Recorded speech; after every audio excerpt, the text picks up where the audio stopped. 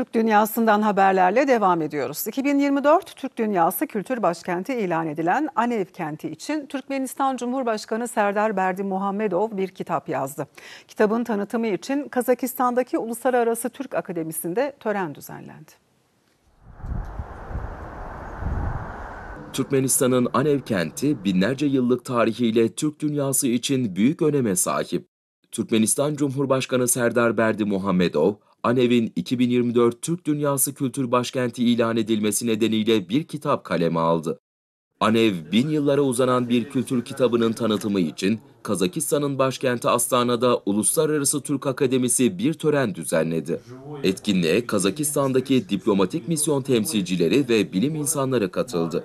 Yapılan konuşmalarda Anev şehrinin kültürel mirası ve turizm potansiyeli vurgulandı. Şehrin tanıtımı yapıldı.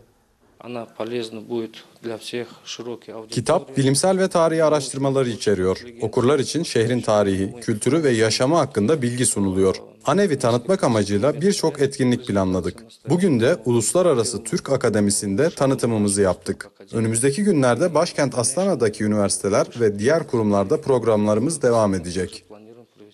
Anev, 1000 yıllara uzanan bir kültür kitabı Türkmence, Rusça ve İngilizce dillerinde yayımlandı.